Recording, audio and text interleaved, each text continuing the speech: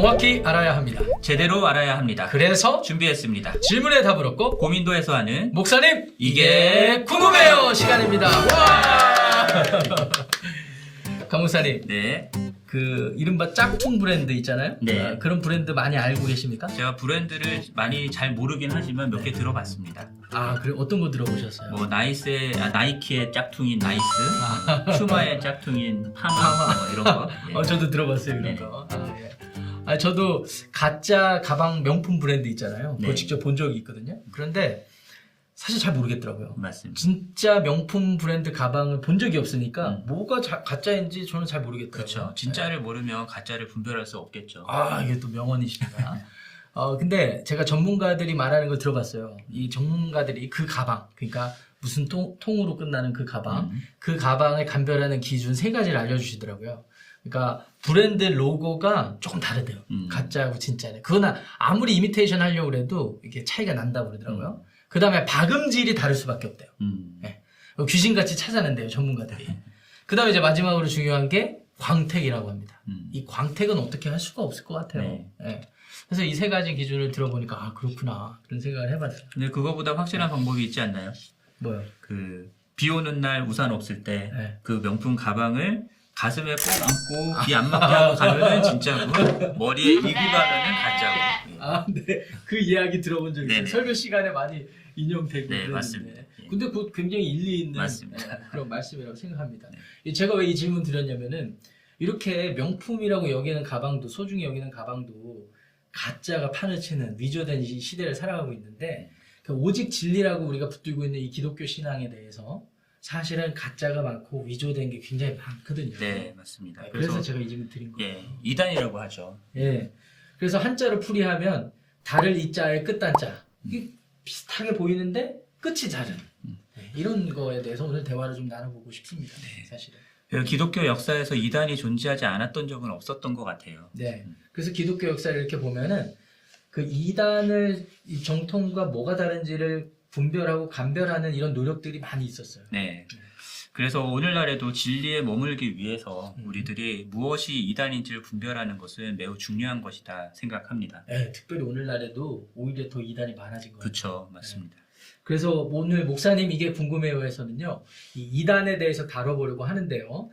저희가 이 주제를 막 이렇게 거창하게 다루기보다는 오늘날 우리가 이런 것들을 감별하는 기준들이 무엇이 있을까? 요거에 좀 집중을 해보려고 합니다. 그리고 저희가 몇 가지 예시를 통해서 여러분들이 좀 감을 잡을 수 있도록 그렇게 좀 도와드리려고 합니다. 그래서 네. 오늘 내용은 이른바 목사님 어떻게 이단을 감별할 수 있나요?가 되겠습니다. 네. 네.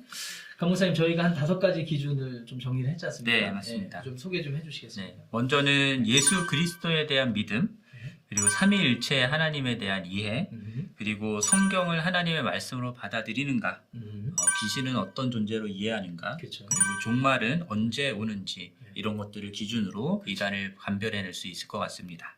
그러니까 요약하면은 예수님, 하나님, 성경, 귀신, 종말 이렇게 5가지가 되겠네요. 네, 맞습니다. 자, 그래서 이 5가지 기준 중에 성경적으로 하나라도 맞지 않게 된다면 우리가 이단으로 의심할 수 있습니다. 네, 이게 또 궁금해하시는 분들한테는 꿀팁이 될 것 같습니다. 네, 네. 저도 사실 얼마 전에 몇 분들로부터 이런 이단 관련된 질문 받았거든요. 청년부에서도 그렇죠. 네, 있죠. 맞습니다. 네, 그러니까 오늘 나누는 거 굉장히 재미있을 것 같습니다. 네. 여러분들 기대하시고요. 자, 첫 번째 기준부터 가보겠습니다. 네. 먼저 예수님을 어떻게 받아들이고 이해하는가가 매우 중요한 기준이 됩니다. 네.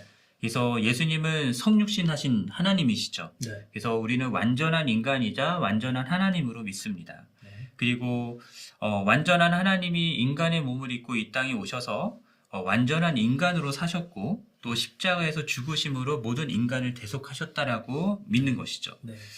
그리고 완전한 하나님이셨기 때문에 죄가 없으신 분이셨고 그래서 그의 죽음이 네. 죄인인 우리들의 죄의 값을 대신 치를 수 있었다라고 믿는 것이고요. 네. 그리고 이 예수 그리스도를 믿는 믿음 외에는 네. 다른 구원의 길은 없다라고 우리들은 믿습니다. 아, 그렇죠. 예, 그래서 네. 이 예수님에 대해서 완전한 하나님 또는 완전한 인간이다라고 하는 이 둘 중에 하나를 부정하거나 또는 둘 다를 부정하거나 하면 이단이고요.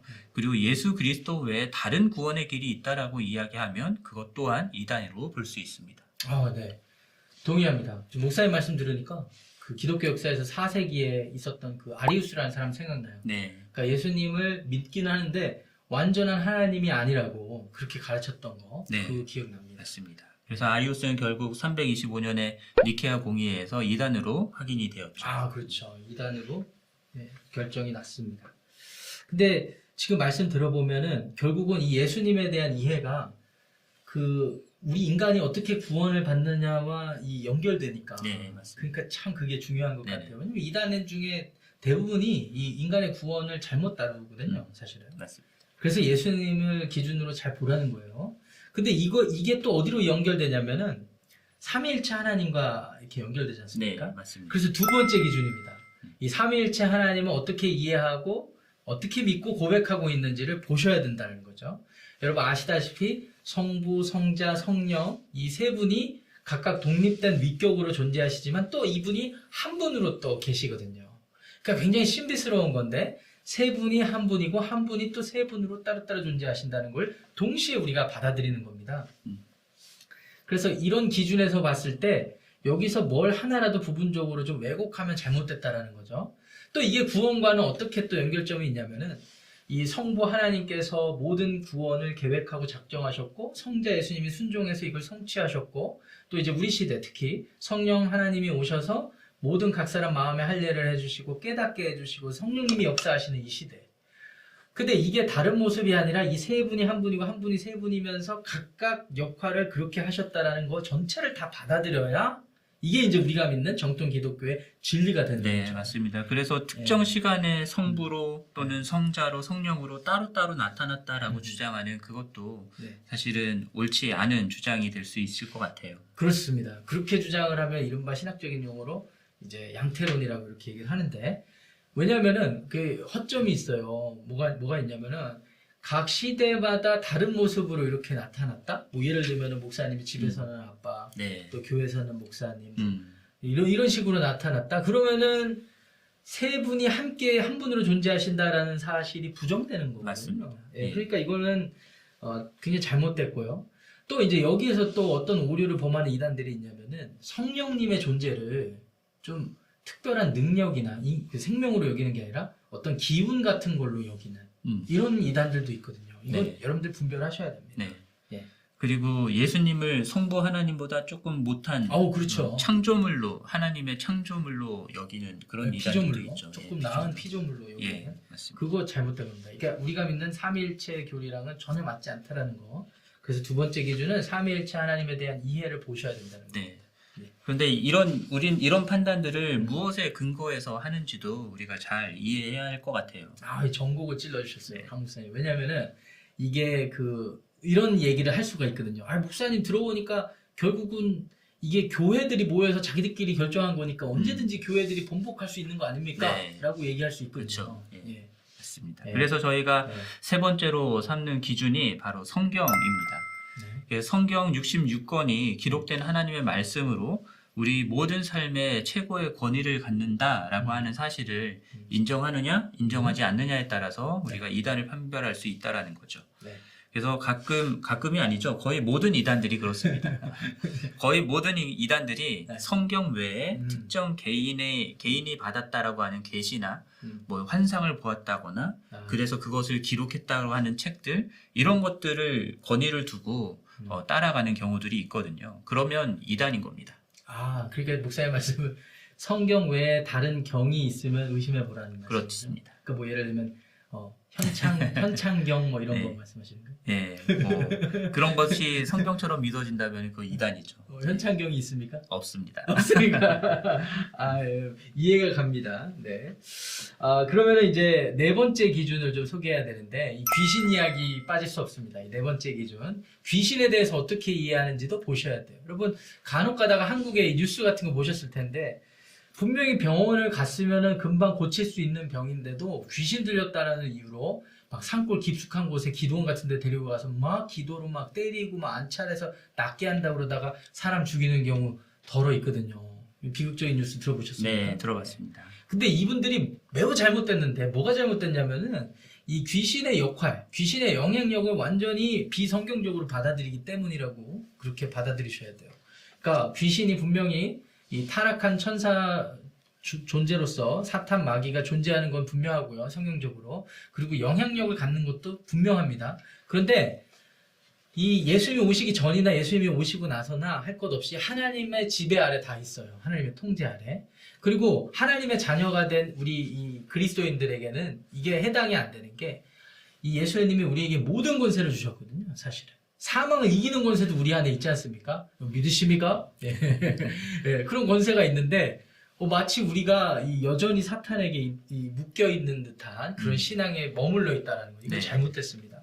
그리고 이 신앙 안에 어떤 이 폐해가 있냐면은 그런 거 있잖아요. 내가 잘못한 건데 사실 모든 이 인간 세계의 근본 원인에는 사탄의 영향력이 있지만 결국은 결정자는 우리 인간들이었어요. 아담 하와도 그랬고요. 유혹을 받았지만 그거를 결정한 거는 그들이었거든요. 인격체로서. 근데 이제 자기 책임을 회피하는 거예요, 자꾸. 네. 예. 그러니까 뭐 예를 들면은 자기가 백화점 가가지고 엄청난 과소비를 해놓고서는 지름신이 내게 강림을 해갖고 마치 자기에게는 피해가 없는 것처럼 자기가 열심히 공부 안 해서 뭐 이렇게 결과가 좋지 않은 것도 귀신이 나에게 이게 어리석게 해가지고 했다는 이런 태도, 이런 것들은 아주 잘못됐다라는 거죠. 이게 네. 이단적이라는 겁니다, 사실은. 맞습니다. 예. 예, 우리 네. 마지막으로 종말을 설명하고 가르치는 내용도 우리가 주의 깊게 살펴봐야 될 것 같은데요. 네. 그러니까 예수님도 재림의 때가 언제일지 모르고 오직 하나님 아버지만 아신다라고 말씀하셨잖아요. 그렇죠. 그런데 어떤 사람들은 특정한 날짜에 예수님이 다시 오신다, 세상이 종말한다라고 이야기하는 사람들이 있다라는 거죠. 그리고 이렇게 그들이 주장하는 것은 결국은 자기 자신들이 성부 하나님이다라고 주장하는 것밖에 되지 않습니다. 물론 예수님께서 종말의 징조들을 우리들에게 알려주시긴 하셨지만 그 징조를 가지고 특정한 시기를 정해가지고 이때 예수님이 재림하신다, 종말이 온다라고 가르치면 재림을 기다리며 소망하는 사람들을 오히려 잘못된 길로 인도하는 것이 될 수밖에 없죠. 네. 네. 사실 그런 경우 종종 있었잖아요. 그렇죠. 많았죠. 저도 옛날에 그 MBC 뉴스 9시 뉴스 막 생중계도 하고 그랬어요. 네, 그날 맞습니다. 막 이게 10월 언젠가에 온다고 그러셔가지고. 네네. 네. 목사님도 보셨죠? 네네. 네. 자, 여기까지가 이제 이단을 감별할 수 있는 5가지 기준이었고요. 여러분들이 어떻게 생각하실지 모르겠는데 이 기준들을 중심으로 한번 주변의 이단들을 한번 생각해 보시면 좋겠습니다. 네. 목사님 한 번 더 정리해 주시겠습니까? 네, 정리하자면 네. 완전하신 하나님, 완전하신 인간으로 성육신 하나님 예수님을 어떻게 보는가? 그리고 삼위일체 하나님을 어떻게 이해하는가? 성경 외에 다른 권위에 호소하고 있진 않은가? 그리고 귀신의 영향력을 어디까지 보는가?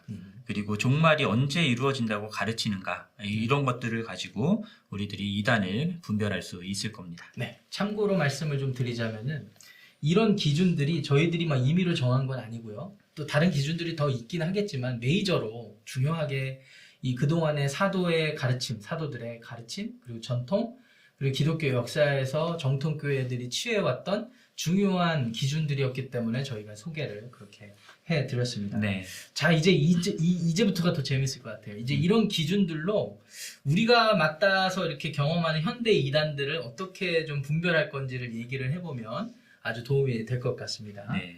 일단 이단하면 자, 일단 이단이라고 말하면 여러분 증인들을 뺄 수 없잖아요. 여러분들 주변에서 많이 뵙는 그 여호와의 증인들 많지 않습니까? 증인들 얘기를 좀 해보겠습니다. 이 19세기 말에 미국에서 시작됐고요. 이분들은 일단은 중요하게 저희가 5가지 기준에 국한해서 좀 설명을 해드리자면은 예수님을 하나님으로 보는 분들이 아닙니다. 그래서 예수라는 역사적 인간이 존재를 했지만 그렇고 인간보다는 조금 특별한 우월한 존재이긴 했지만 그래서 어떻게 표현을 하냐면 가장 잘 피조된 피조물이라고 이렇게 여기는 거죠, 하나님의. 그래서 천사장 미가엘이라고 부르기도 한다고 하네요. 근데 이 미가엘이 한 일이 더 중요하대요. 이 아담의 죄, 우리에게는 원죄가 있지 않습니까? 이 원죄를 해결하기 위해 몸값을 지불한 어떤 수단 정도로만 그렇게 이제 의미를 축소를 시키고요. 그리고 이제 성령님에 대한 존재도 인정을 하긴 하는데 그 성령님이 생명을 날라주는 뭐 그런 존재도 아니고 생명 자체도 아니고 어떤 하나님의 그 능력 또는 기운 정도로 여기는 그런 오류가 있습니다. 그러니까 이런 것들을 좀 살펴보면은 이 증인들은 보면은 아까 저희들이 소개한 바대로 하면은 1번하고 2번의 기준에 아주 정확하게 그렇죠. 오류가 있는 네. 그런 단체예요. 예수님에 대해서 잘못 이해하고 있고 그리고 삼위일체 하나님을 부정하고 있는 거니까요. 그렇습니다. 네. 네. 또 잘 알려진 이단 중에 몰몬교가 있잖아요. 네, 몰몬교도 좀 제가 설명을 드리자면은 이 19세기에 이 19세기가 무슨 피 큰가 봐요. 이제 19세기에 이 조셉 스미스라는 분이 어떤 강가에서 하나님, 예수님이 동시에 찾아오는 자기를 방문하는 계시를 봤는데요. 그 계시를 중심으로 자기가 원어 성경을 자기의 해석까지 첨가해서 성경을 이렇게 냈는데 그게 여러분 다 아시는 몰몬경이 되겠습니다. 그래서 이 몰몬경만이 진리라고 주장하기 시작했는데요. 이 내용이 굉장히 중요합니다. 이 예수님이 성육신하신 거는 하나님하고 마리아가 육체적 관계를 통해서 이제 낳은 결과라고 그렇게 얘기를 하고요. 그래서 예수님의 신성을 부분적으로 받아들이는 거죠. 예수님이 있고 예수님이 신성이 조금 있지만 그거는 완전한 하나님의 신성이 아니라는 거예요. 마리아랑 섞였잖아요. 그래서 예수님뿐만 아니라 인간들도 이렇게 잘하면 그런 신성은 그 정도는 어느 정도 가질 수 있다라고 그렇게 가르친다고 합니다. 그리고 구원은 그 믿음과 그 행위로 동시에 가능한데 이게 더 재밌는 것 같아요. 이 여러 단계의 왕국이 존재를 하는데 어떤 그 지상의 단계 왕국이 있고 그 위에 하늘의 왕국이 있고 또 지상 왕국 밑에 조금 낮은 단계 그 다음에 흑암의 세계가 이렇게 4단계로 있는데 내가 믿고 행위한 것의 결과로 넷 중에 하나로 가게 된다고 그렇게 가르친다고 합니다. 네. 네. 제가 봤던 것들 보면은 네. 요 몰몬경의 상당 부분은요. 킹제임스 버전 그대로 갖다 놓은 거라고 하더라고요. 킹제임스 버전이요? 그러니까 킹제임스 버전도 되게 중요한 게 킹제임스 버전만 성경이라고 하시는 분들 있잖아요. 근데 뭐 이해는 가는 게 그 킹제임스 버전이 거의 원어 성경에 가깝게 비슷한 어순으로 또 이게 직역이 됐기 때문에 사람들이 이게 이제 원어에 가깝다고 해서 그것만 풀포하시는 분들도 계시는데 네. 마치 그게 뭐 모든 진리 그것만 진리인 것처럼 얘기하는 거 잘못된 거예요. 그거는 잘못된 거죠. 네. 네, 맞습니다. 그러니까 그것도 만약 3번이랑 또 연결점이 그렇죠. 되는 것 같아요. 그래서 몰몬교 같은 경우는 예수님에 대해서도 잘못 알고 있고 삼위일체에 대해서도 잘못 알고 있고 네. 성경에 대해서도 잘못 갖고 있고 그렇습니다. 이런 이단이라고 생각해 볼 수 있습니다. 네. 근데 여기에 덧붙여서 좀 제7일 안식교에 대해서도 얘기를 해야 될 것 같은데 좀 조심스럽습니다. 왜냐하면 미국에서는 제7일 안식교도 뭐 한 교단으로 여기는 분위기도 있어요. 네. 근데 물론 반대하는 분위기도 있고요. 그렇죠. 근데 확실한 건 한국에서는 2단으로 그렇게 판정을 받았습니다. 근데 또 좀 공부를 해봤더니 이 안식교 안에서도 여러 종파들이 있더라고요. 우리 기독교 안에서도 여러 교단이 있듯이. 네. 네, 그런 점들을 여러분들이 이해해 주시고요. 일단 시작점만 좀 말씀을 드리면 또 19세기입니다. 또 19세기에 이 윌리엄 밀러라는 사람이 계시를 받아요. 계시를 받는데 1844년 10월 22일에 우리 예수님이 재림하신다라고 주장을 했어요. 사람들이 다 기다렸죠. 그런데 아시다시피 아무 일도 일어나지 않았어요. 그래서 이제 사람들이 다 실망하고 이단으로 이제 여겼는데 그 이후에 나왔던 그 엘렌 G 화이트 여사라는 분이 또 다른 계시를 받습니다. 또 다른 계시를 받는데 이분들이 이제 그 윌리엄 밀러라는 분의 계시를 부분적으로 좀 받아들였어요. 이게 좀 시인을 했어요. 좀 잘못된 부분이 있다. 그렇지만 그게 재림하신 날이라고 한 게 아니라 사실은 그때부터 행위를 심판하시는 시간이 시작된 것이다. 이렇게 이제 좀 바꿔서 네. 주장을 하시고 그렇기 때문에 우리가 시한부 종말을 살아가고 있다는 거예요. 네. 언제 오실지 모른다는 겁니다. 그게 굉장히 특이한 교리 중에 하나고요. 더 특이한 게 뭐냐면은 이 자매님이 이 여사님이 꿈에서 환상을 봤는데 하나님이 쫙 10계명을 쫙 보여주셨는데 유독 4계명의 금태가 쫙 둘러져 있는 거예요.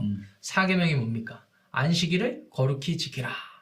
그래서 이 하나님의 말씀 중에 하나님이 제일 중요하게 여기는 게 이거구나라고 여겨서 그때부터 이 안식교들이 굉장히 안식일 굉장히 중요하게 여겼고 율법도 지금까지도 굉장히 중요하게 여겨서 이 주일을 지키는 것도 이단으로 보는 거죠. 그분들이 보실 때는. 그리고 토요일 날 안식일처럼 정확하게 지켜야 되는 게 매우 중요합니다. 그래서 행위적으로도 구원에 영향을 많이 미친다고 그렇게 받아들이고 있죠. 네. 여러분 이 안식교 본부가 이쪽 메릴랜드 로렐 지역에 있어요. 여러분 오고 가면서 보시게 될 거예요. 네. 예. 그래서 안식교는 네. 성경에 대해서도 잘못된 해석을 가지고 있고 또 다른 그 화이트 여사의 예언이나 이런 부분들을 더 강조하는 부분들이 있고요. 네. 그래서 그리고 그 재림에 대해서도 잘못된 이해를 가지고 있는 이단이라고 할 수 있습니다. 네, 맞습니다. 자, 그러면 이제 국산 이단들도 만만치 않거든요. 이런 때 또 욕심이 등장할 필요는 없지만 국산 이단들도 목사님께서 좀 소개 좀 해주시죠. 네. 안상홍 증인회라고 하는 이단이 있습니다. 들어봤어요. 안상홍이라는 사람이 창시를 했고요. 네. 자신이 보혜사라고 주장했고 또 아내인 장길자는 안상홍을 구원자로 믿는 사람들, 신도들의 어머니다라고 주장을 했고요. 네. 특히 로마서 5장 14절에서 이제 오실자의 표상으로서 아담이 나오는데 새로운 아담. 예, 네. 그 새로운 아담이 누구냐면 예수가 아니라 자기 자신, 안상홍이라고는 하는 거죠. 네. 그리고 새로운 하와는 네. 안상홍의 아내인 장길자 씨가 되는 거고요.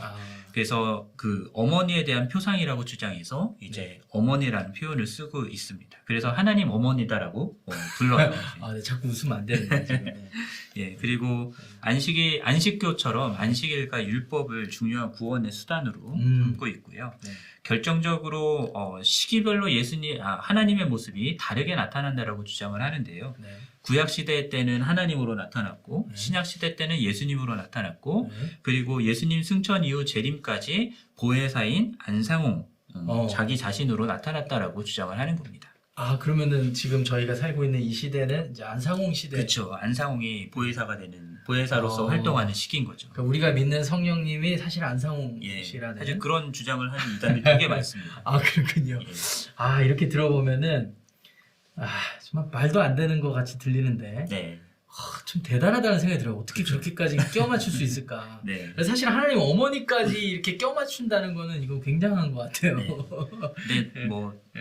근데 아마 그런 아버지, 어머니 이런 것도 강조하는 게 저는 통일교랑도 연결됐다라는 생각이 들거든요. 그렇습니까? 예. 그럼 통일교도 좀 말씀해 주시죠. 예, 한국 이단 하면은 통일교를 빼놓을 수 없잖아요. 그렇죠. 여러분도 문선명이라는 사람에 대해서는 다 다들 알죠. 다 아실 다 겁니다. 알죠. 예. 이 핵심 교리 중에서 이제 하나님이 남성성과 여성성을 갖춘 분이지만 주로 남성성이라고 얘기를 하긴 하고요. 네. 근데 그러니까 인간이 타락했던 것이 네. 하와가 뱀과 성관계를 해서 영적으로 타락하게 됐고 그 상태에서 아담과 또 관계를 가짐으로 육적으로도 타락하게 됐다라고 주장을 하고요.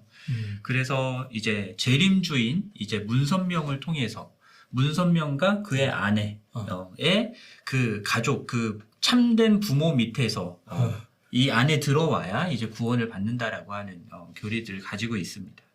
그래서 통일교입니까? 네, 맞습니다. 재림주 문선명의 아래에서 재림주 문선명과 그 아내의 그 참된 가족, 그 아래에 모든 인류들이 다 들어오면 이제 구원이 이루어지는 거죠. 네. 와, 저도 들어봤어요.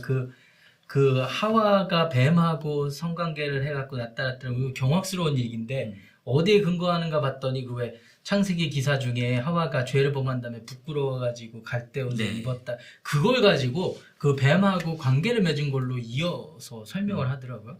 그래서 제가 좀 충격을 받았는데, 그러니까 알고 보니까 뭔가 뭘 하나를 염두에 두고 다 짜맞춘 느낌이 좀 드는 것 같아요. 맞습니다. 성경을 그런 식으로 짜맞춰서 이해를 하니까 영 이상한 교리들이 나오는 거죠. 그렇군요. 그러니까 지금 안상홍 증인, 그 다음에 우리 통일교 얘기만 들어보면은 여러분들 어떻게 생각하십니까? 1, 2, 3, 4, 5번 어디에 좀 이게 잘못됐다라고 생각이 드십니까? 그죠? 저는 거의 다 해당되는 거 다 해당됩니다. 그렇게 생각이 듭니다. 이거 외에도 한국의 대표적으로 많은 이슈가 됐던 신천지도 있고요. 네. 그리고 JMS라고 하는 것도 있고요. 네. 그리고 전능신교, 동방번개 뭐 이런 류의 이단들도 요즘에 많은 활동들을 하고 있는데요. 네. 이 모든 것들에 대해서 저희가 다 설명을 드릴 시간은 없지만 네. 여러분들이 저희가 제시해드렸던 그런 기준들을 가지고 맞아요. 이렇게 비교를 해보면 이것들이 정말 이단이구나라는 것들을 금방 아실 수 있을 겁니다. 네. 이 정도면은 뭐 최선이 아닐까 생각이 좀 듭니다. 최선이 아니라면 차선 정도 되지 않을까. 자, 그럼 이제 한 가지 중요한 질문만 다루고 저희 오늘 마치려고 합니다.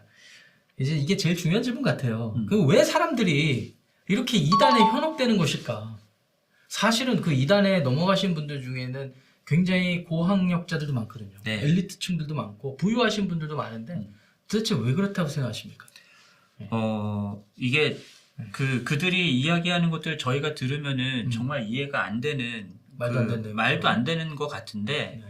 근데 그런 것들에 그냥 이렇게 그렇구나 하고 넘어가는 중요한 이유 중에 하나는 성도님들이 성경에 대해서 너무 모르시기 때문은 아닐까라는 생각을 해봅니다. 성경에 무지해서. 예, 성경에 대해서 너무 무지하니까 그런 식의 설명도 이상하다라는 거를 느끼지 못하고 그냥 받아들이게 되는 일들이 있는 것 같기도 하고요. 네. 여기에는 성경에 대해서 교회가 제대로 가르쳐주지 못했다라고 하는 것에 대한 책임도 있는 것 같습니다. 예, 그래서 네.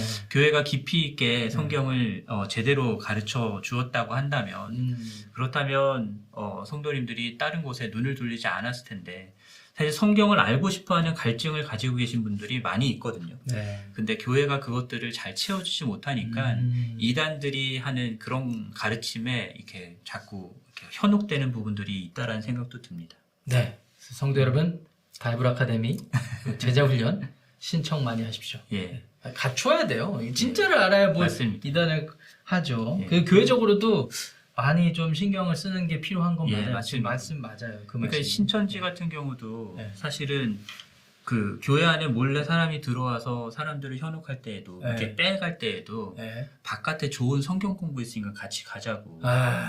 근데 네. 하지만 성경 공부하는 거 아무한테도 아무한테도 얘기하지 얘기- 말라고 이렇게 얘기하고 빼내가거든요. 도대체 왜 아무한테도 얘기하지 말라고 그랬을까요? 그게 이제 이단들이 갖는 중요한 그 특징 중에 전략이죠. 하나예요. 맞아요. 성경 공부하자고 하는데 아무한테도 얘기하지 말라고 하면 거기는 가면 안 됩니다, 성도님들.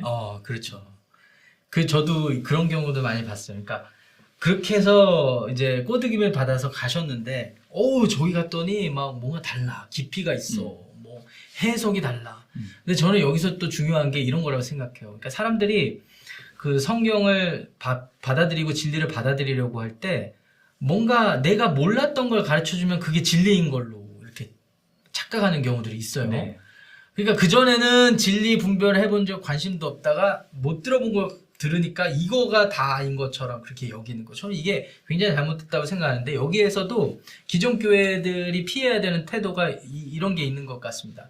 우리가 큐티를 하고 성역 공부할 때 어떤 기본 자세가 이 내용이 내가 이해가 가지 않으니까 인간적으로 어떻게든 이해해 보려고 노력하는데 그 노력이 그렇게 잘못됐다고 생각은 안 드는데요.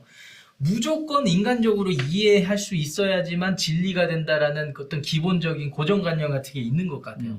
그러다 보니까 어떤 경우는 목사님들이 여기까지 스탑하고 우리가 이거를 받아들입시다라고 할 때 이거를 더 나아가서 막 신비적으로 막 풀어준다거나 비유적으로 막 풀어가지고 뭔가 말이 되게끔만 하면은 여기에는 진리가 있다. 이렇게 받아들이는 태도. 저는 네. 그것도 좀 우려되는 태도라고 생각합니다. 맞습니다. 네. 이게 이단들은 원래 성경을 해석할 때 본인들이 주장하고픈 바를 이렇게 설명하기 위해서 성경의 각 부분들을 다 짜맞춰가지고 이게 딱 맞아 떨어지게 설명을 해주거든요. 그렇죠. 그러니까는 네. 설명이 안 되는 부분들에 있어서 갈증을 느끼던 성도님들은 그런 설명을 들으면은 와 하고 이렇게 네. 현혹되기 쉬운 거죠. 그렇죠. 그게 현혹되는 거예요. 사실은 베드로 사도도 그렇고 요한 사도도 그렇고 거짓 선지자, 바울 사도도 그랬고요. 거짓 선지자, 예언자들 분별하라고 그랬거든요. 그러니까 여러분들 잘 분별하셔야 됩니다. 네. 그리고 또 현실 도피하기 위한 부분도 있는 것 같아요. 공감합니다. 성도님들 중에 네. 자기의 삶이 고달프고 힘들고 한 부분들 그런 것들에 대한 책임을 지려고 하기보다는 이제 그저 벗어나고 싶어하는 욕망 때문에 이단에 빠지는 경우들이 많은 것 같습니다. 그러니까 그 왜 뉴스에 등장하는 선교회 같은 데 가가지고 네. 다 직장 다 내려놓고 그냥 거기 가서 있는 거잖아요. 맞습니다. 이게 책임이 꼭 이단에게만 있는 게 아니에요. 우리의 신앙의 태도가 또 올바르지 못하면 그렇게 쉽게 넘어가기도 하는 것 같아요. 네, 맞습니다. 저는 여기에다 이제 한 가지 더 덧붙이자면은 이게 좀 표현을 굳이 하자면은 열매라고 볼 수는 있는데 저는 이단에는 열매가 없다라고 생각해요. 참된 열매가. 근데 이렇게 볼 때 사람들이 지금 내가 속한 교회 공동체에서는 따뜻함도 못 느끼고 가족 같은 것도 못 느꼈는데 여기 가면은 되게 돈독해 보이고 이런 게 있거든요. 사실 돈독한 공동체가 다 이단이라고 말하는 게 전혀 아닙니다. 그런데 주로 이제 이단 공동체들의 특성 중에 그런 게 있기는 있어요. 모든 재산을 같이 공유하고 막 이런 게 있는데 구원파가 그런 네, 공동체를 네, 많이 네, 이루죠. 네, 네. 근데 이제 그런 것들 저희가 분별할 때 중요한 게 물론 이제 기존 교회들이 정통 기독교회들이 공동체가 진짜 성경적으로 열매가 나타나고 정말 가족 같은 걸 만드는 것도 되게 중요해요. 네. 근데 그런 게 없다고 그래서 그게 진리인 것처럼 그런 데를 또 찾아가는 것도 잘못했다고 생각을 합니다. 네, 그렇습니다. 네. 그러니까 여기까지 이렇게 나눠보면은 이 몇 가지 이유들에 우리가 비추어서 이단으로 넘어가는 과정을 살펴볼 수 있으니까 한번 여러분들도 참고해 보시기를 부탁드리겠습니다. 자, 저희가 다소 길게 이단을 어떻게 감별할 수 있는가를 이렇게 정리를 해봤는데 어떻게 잘 정리됐는지는 모르겠어요. 잘 됐으리라 믿습니다. 네네. 그래서 성도 여러분, 이단을 감별하시려면 먼저 진리를 분명하게 알아야 된다는 걸 기억해 주셨으면 좋겠고요. 네. 네. 예수님만이 우리의 진리이고 성경이 우리에게 그 진리를 계시해 주십니다. 거짓되고 이 허망한 시대 속에서 진리 안에서 머물며 믿음으로 승리하시는 모두가 되기를 간절히 바랍니다. 오늘 목사님 이게 궁금해요. 여기까지 하겠습니다. 다음 시간에 더 유익한 내용으로 여러분들께 찾아뵙도록 하겠습니다. 그때까지 건강하시고 성도 여러분 안녕히 계세요.